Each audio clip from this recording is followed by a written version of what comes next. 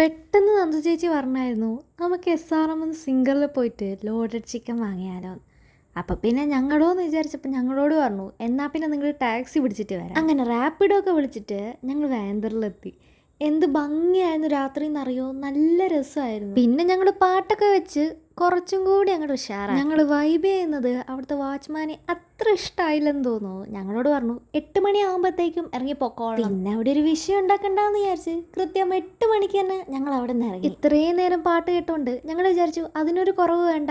അങ്ങനെ ഓരോരുത്തർ ഹെഡ്ഫോണൊക്കെ ഇട്ട് പാട്ട് കേട്ടോണ്ടായിരുന്നു നടന്നത്. അപ്പം ഞങ്ങൾ വിചാരിച്ചു എന്നാൽ പിന്നെ ഞങ്ങളൊന്നും കഴിക്കാത്തതുകൊണ്ട് GST പോയിട്ട് എന്തെങ്കിലുമൊക്കെ കഴിക്കാം. അപ്പം ചേച്ചിമാർ പറഞ്ഞു മെല്ലെ അങ്ങ് നടന്നു. അങ്ങനെ അരമണിക്കൂറിന് ശേഷം ഞങ്ങൾ GSTയിലെത്തി. പിന്നെ അവിടെ ഫുൾ കൺഫ്യൂഷനായിരുന്നു, എവിടെ പോവും ഏതിൽ കയറണം.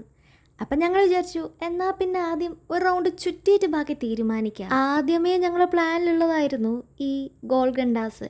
പിന്നെ ഒരു സമാധാനത്തിന് റൗണ്ട് ചുറ്റി ഇവിടെ തന്നെ കയറി. എൻ്റെ ടേസ്റ്റിനേക്കാൾ വളരെയേറെ വ്യത്യാസമായ ബിരിയാണി ആയതുകൊണ്ടാവാം എനിക്ക് ആ ബിരിയാണി അത്ര അങ്ങോട്ട് ബോധിച്ചില്ല. അങ്ങനെ ഇറങ്ങിയ പാട് തന്നെ ഇയാള് വെറുതെ വിടുവോന്നിതേ. അങ്ങനെ കുറേ നേരം അവിടെ നിന്ന് ഞാൻ പറഞ്ഞു എനിക്ക് എന്തെങ്കിലും കുടിക്കാൻ ജ്യൂസ് വേണം. കരിമ്പിൻ ജ്യൂസിനും ഭയങ്കര മധുരമായിരുന്നു, കുഴപ്പമില്ല. പിന്നെ ഞങ്ങൾ SRM പരിചയപ്പെട്ട കുറച്ച് മലയാളി ഫ്രണ്ട്സൊക്കെ ഉണ്ടായിരുന്നു. അങ്ങനെ അവരോടൊക്കെ സംസാരിച്ചിരുന്ന് പിന്നെ ഞങ്ങൾ നേരെ തിരിച്ച് ഫ്ലാറ്റിലേക്ക് പോയി. അപ്പം ഇന്ന് അത്രയേ ഉള്ളൂ.